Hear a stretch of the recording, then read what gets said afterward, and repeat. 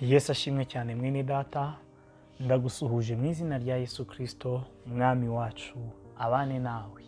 Youth Time Revival, urubyiruko n'igihe cy'ububyutse, kwezi kwacu kwa gatandatu, aho dukomeje kureba kwizera kuduhindura abana b'Imana. Uyu munsi Imana irashaka kuvuga n'iki natwe. Turibuka neza ko nta yindi ntego nuko amaso yacu akomeje gutumbira ku bubyutse. Turi mu rugendo, ibirenge byacu nta handi duhamagarirwa guca no kunyura, ahubwo turi mu rugendo, nta kindi dushaka, nta kindi dutumbiriye uretse kureba ububyutse. Ububyutse, imbaraga z'Imana, muzuro w'imbaraga z'Imana mu itorero ryayo. Uyu munsi Imana iri kuvugana natwe iki? Amaso yacu Imana irashaka kareba hehe muri uru rugendo rwacu rutwerekeza mu kureba ku bubyutse.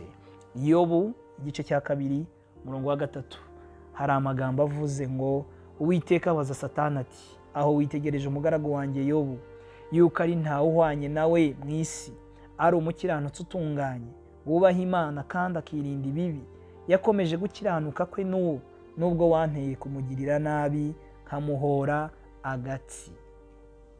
Ubu ni ubuhamya bw'umugabo wizeye Imana agahinduka umwana w'Imana. Haleluya!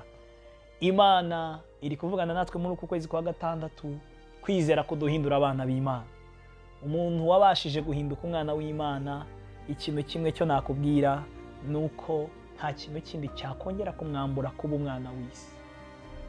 Niba mwarasogongeye mukamenya yuko umwami Yesu agira neza, nta kindi duhamagarirwa kumwegera.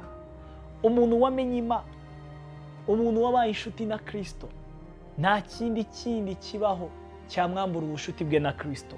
Turabona ubuhamya bw'umugabo Yobu hano Imana ishatse kuvuganamo natwe muri uyu munsi. Yobu umwana w'Imana, Yobu wizeye Imana, Yobu ugize igihe cyo gutekerezwa n'Imana, Imana ikamwirata. Mwene data, nagira nkubwire ngo tugomba kuba abajene Imana iri gutegurira kugira ngo isohore amasoko y'ububyutse muri bo, ariko Imana irashaka kutugeza ahantu itwirata.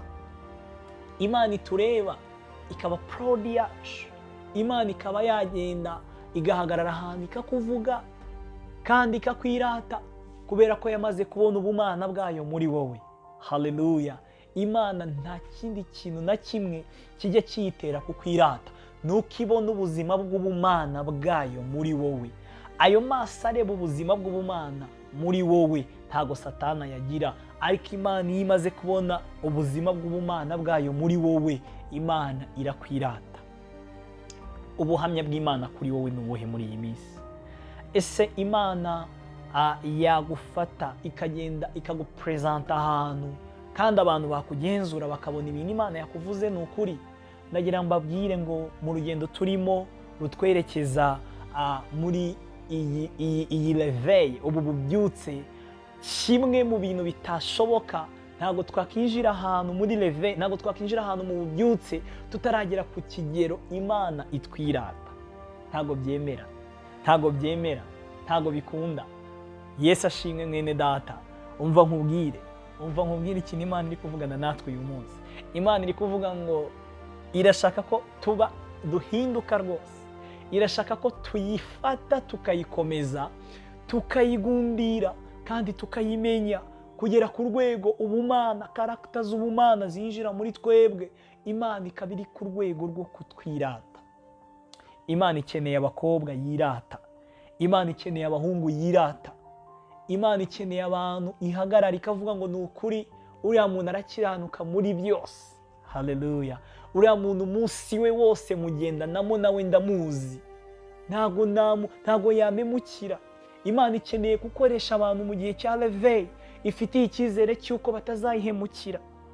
Ese ubona Imana mu minsi iri imbere ibyo bintu uri gusaba, ibyo bintu uri gusengera nibizana ubuntu uri ku rwego rwo kutazayihemukira? Imana naho hantu gushaka. Imana itangira ubuhamya Yobu, iravuga wabyitegereje ko umugaragu wanjye Yobu akiranuka, wabyitegereje neza ko ntawe uhwanye nawe mu isi, kandi yirinda ibibi, yakomeje gukiranuka kwe n'ubu. Reka nkubwire, ni ryari umuntu akiranuka? ni igihe afite ibintu bimutera gukiranirwa. Yobu hano yahuye n'ikigeragezo cyari cyaje kandi kizanywe n'Imana, kandi kiza gifite ibimenyetso bigaragaza koko ko ari Imana imuhohoteye, ariko yari yarahishuriwe urukundo rw'Imana kugera ku rwego nta kintu cyari kumutandukanya n'urukundo rw'Imana.